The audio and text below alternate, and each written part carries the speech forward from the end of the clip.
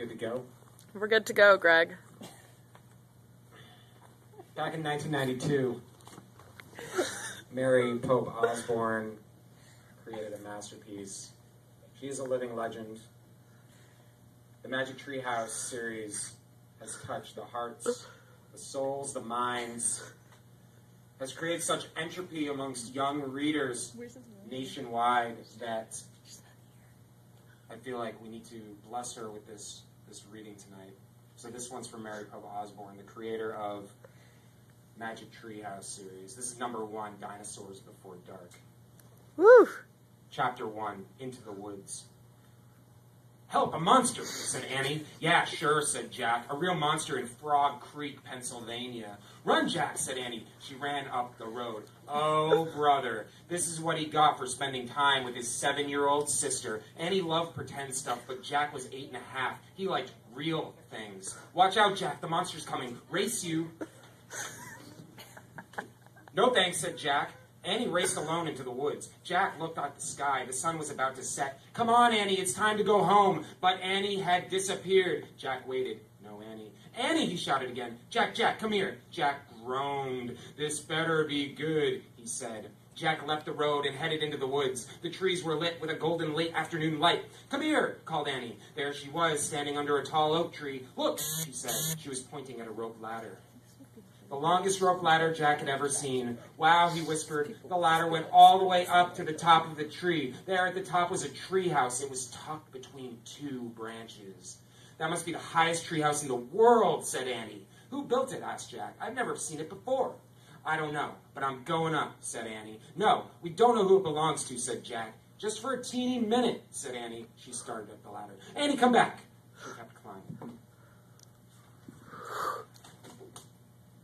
Jack sighed.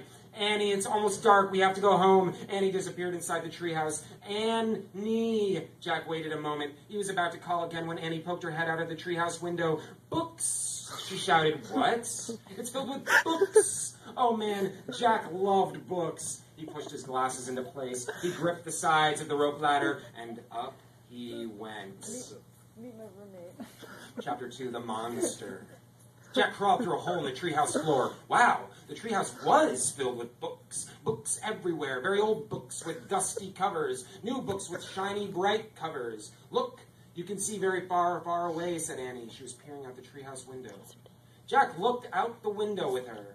Down below were the tops of the other trees. In the distance, he saw the Frog Creek Library, the elementary school, the park. Annie pointed in the other direction. There's our house, she said. Sure enough, there was their white wooden house with the green porch. Next door was their neighbor's black dog, Henry. He looked very tiny. Hi, Henry, shouted Annie. Shush, said Jack. We're not supposed to be up here. He glanced around the treehouse again. I wonder who owns all these books, he said. He noticed bookmarks were sticking out of many of them. I like this one, said Annie. She held up a book with a castle on the cover. Here's a book about Pennsylvania, said Jack. He turned to the page with the bookmark. Hey, there's a picture of Frog Creek in here, said Jack. It's a picture of these woods. Oh, here's a book for you, said Annie. She held up a book about dinosaurs. A blue silk bookmark was sticking out of it. Let me see it. Jack set down his backpack and grabbed the book from her. You'll look at that one, and I'll look at the one about the castles, said Annie. No, we better not, said Jack. We don't know who these books belong to. But even as he said this, Jack opened the dinosaur book to where the bookmark was. He couldn't help himself. He turned to a picture of an ancient flying reptile, a pteranodon. He touched the huge bat-like wings. Wow, whispered Jack. I wish I could see a pteranodon for real. Jack studied the picture of the odd-looking creature soaring through the sky. Ah, screamed Annie. What? Said Jack. A monster, Annie cried. She pointed to the treehouse window. Stop pretending, Annie, said Jack. No, really, said Annie. Jack looked out the window. A giant creature was gliding above the treetops. He had a long, weird crest on the back of his head, a skinny beak, and huge bat-like wings. It was a real live pteranodon. The creature curved through the sky. He was coming straight toward the treehouse. He looked like a glider plane. The wind began to blow. This is moving me. The leaves trembled.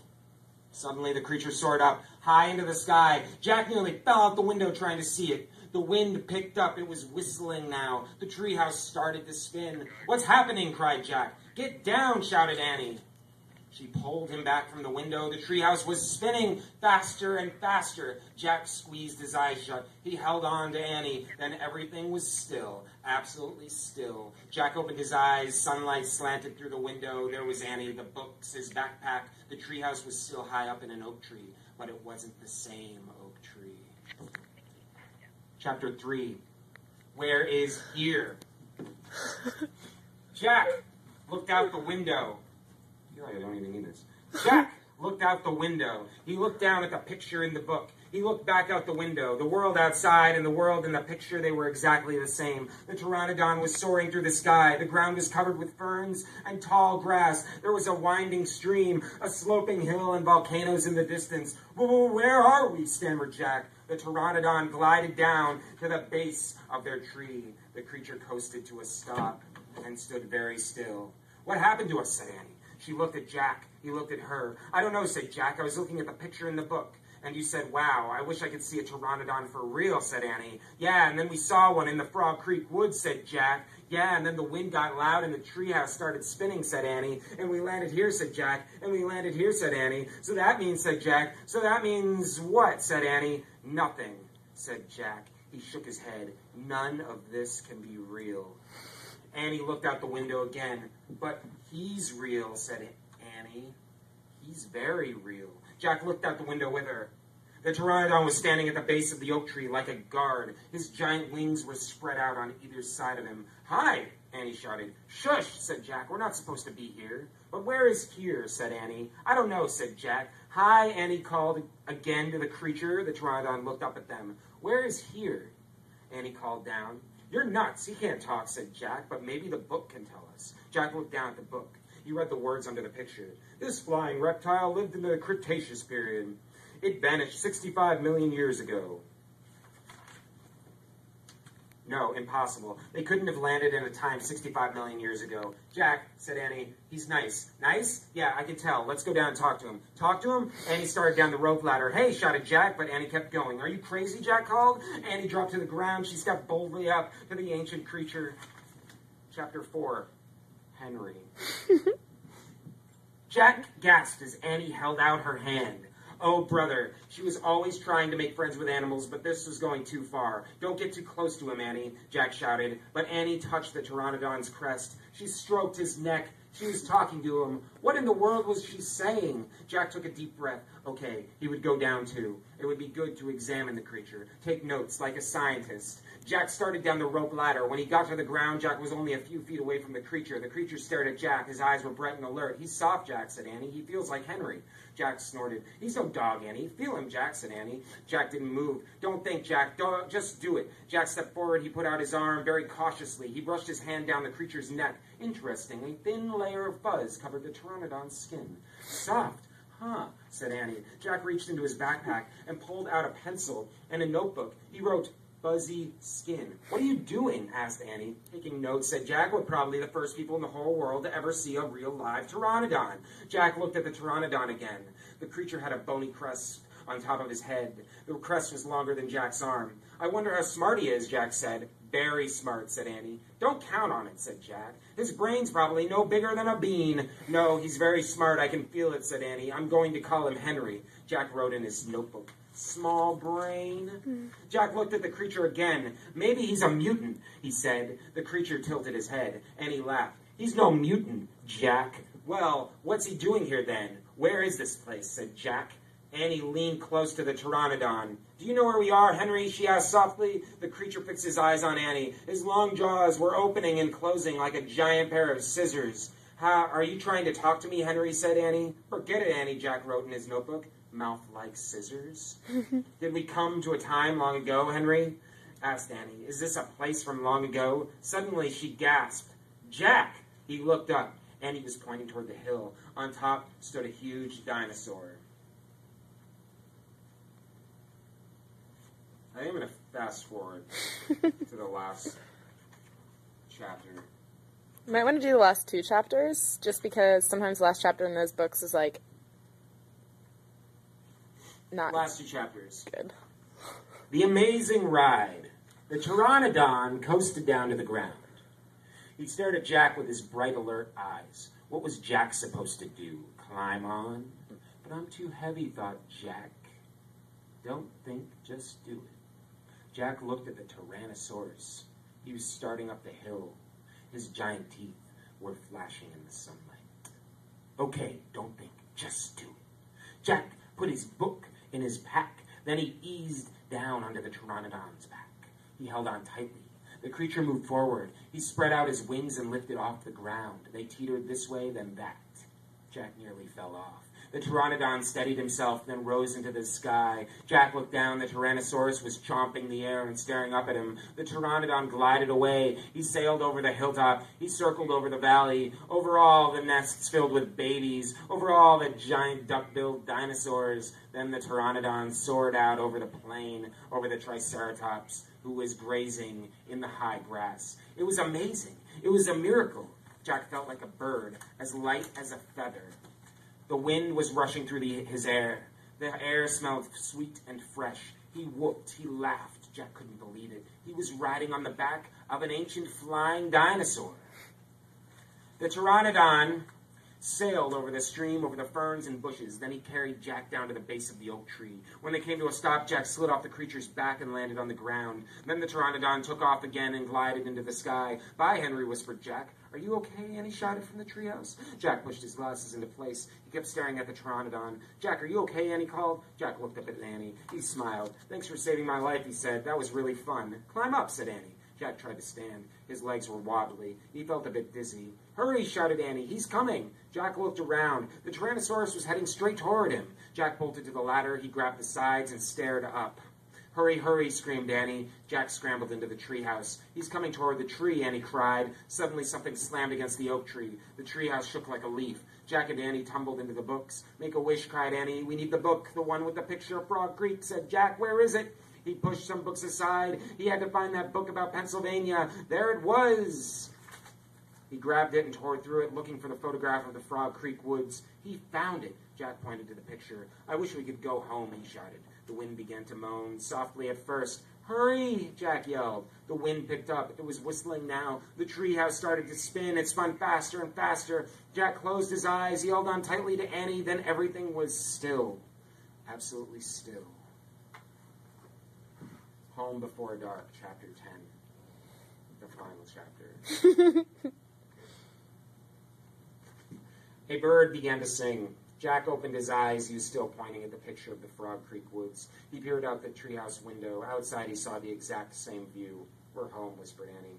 The woods were lit with a golden late afternoon light. The sun was about to set. No time had passed since they'd left. "Jack! Annie!" a voice called from the distance. "That's Mom," said Annie, pointing. Where's she been this whole time? Jack saw their mother far away. She was standing in front of the house. She looked very tiny.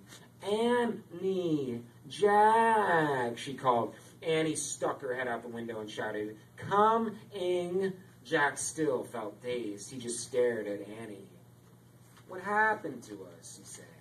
"We took a trip in a magic treehouse," said Annie simply. "But it's the same time as when we left," said Jack. Annie shrugged. "And how did it take us so far away?" said Jack. "And so long ago." "You just looked at a book and said you wished we could go there," said Annie. "And the magic treehouse took us there." "But how?" said Jack. "And who built this magic treehouse? Who put all these books here?" "A magic person, I guess," said Annie. "A magic person? Oh, look," said Jack. "I almost forgot about this." He reached into his pocket and pulled out the gold medallion. "Someone lost us back there in Dinosaur Land. Look, there's a letter M on it." Annie's eyes got round. "You think M stands for magic person?" she said. "I don't know," said Jack. "I just know someone went to that place before us." "Jack! Annie!" came the distant cry again. Annie poked her head out the window. "Coming!" she shouted. Jack put the gold medallion back in his pocket. He pulled the dinosaur book out of his pack and put it back with all the other books. Then he and Annie took one last look around the treehouse. "Goodbye, house," whispered Annie. Jack slung his backpack over his shoulder. He pointed at the ladder. Annie started down. Jack followed. Seconds later, they hopped onto the ground and started walking out of the woods. "No one's going to believe our story," said Jack. "So let's not tell anyone," said Annie. "Dad won't believe it," said Jack. He'll say it was a dream, said Annie. Mom won't believe it, said Jack. She'll say it was pretend. My teacher won't believe it, said Jack. She'll say you're nuts, said Annie. We better not tell anyone, said Jack. I already said that, said Annie. Jack sighed. I think I'm starting to not believe it myself, he said. They left the woods and started up the road toward their house. As they walked past all the houses on the street, the trip to Dinosaur Time did seem more and more like a dream. Only this world and this time seemed real. Jack reached into his pocket.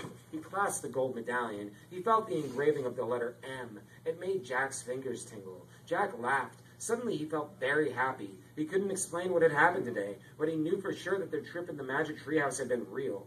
Absolutely real. Tomorrow, Jack said softly, we'll go back to the woods. Of course, said Annie. And we'll climb up to the treehouse, said Jack. Of course, said Annie. And we'll see what happens next, said Jack. Of course, said Annie. Race you! And they took off together, running for home. Seth L. says of Mary Pope Osborne's Magic Treehouse series, I never ever read that much until I read the Magic Treehouse books, and after I read your books, I got started on reading. I read more and more. Keep on writing, and I will keep on reading. Lisa L. says, I had one of your books, and I couldn't put it down. I really, really love your books. Will B. said, I'm really enjoying your Magic Treehouse books. They are my favorite books today. I had to write about 3 people I want to have over for dinner. The 3 people I chose are Thomas Jefferson, Nicolas Cage, and you guessed it, Mary Pope Osborne. And Stephanie Z said, I have read every single book you've written. I love your books so much. I would go wacko if you stopped writing your books. And Eliza D said, once I started one of your books, I never put it down until it is done. Your books make me feel like I am really in the place that Jack and Annie are in. When I read one of your books, I learn so many interesting new facts. Your books are the best. Thank you, Mary Pope Osborne.